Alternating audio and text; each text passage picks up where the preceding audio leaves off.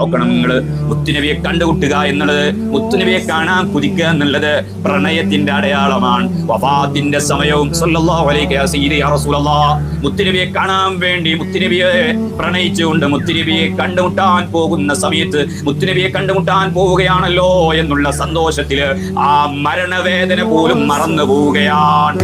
സല്ലല്ലാഹു അലൈഹി റസൂലുള്ളാഹ് മുത്തുനബി സല്ലല്ലാഹു അലൈഹി വസല്ലം മുത്തുനബി സല്ലല്ലാഹു അലൈഹി വസല്ലമ തങ്ങളെ കണ്ടുമുട്ടാൻ പോവുകയാണ്. ഞാൻ എന്റെ റൂഹ് പിരിഞ്ഞാൽ, എന്റെ റൂഹ് ഇങ്ങോട്ട് പിരിയാണെങ്കിൽ, എന്റെ ജസദിൽ നിന്ന് എന്റെ റൂഹ് പിരിയാണെങ്കിൽ ഞാൻ എന്റെ ഹബീബിലേക്ക് ലയിക്കാൻ പോവുകയാണ്, എന്റെ ഹബീബിനെ കാണാൻ പോവുകയാണ്, എന്റെ ഹബീബിന്റെ കൂട്ടുകാരെ കാണാൻ പോവുകയാണ്, സ്വഹാബത്തിനെ കാണാൻ പോവുകയാണല്ലോ.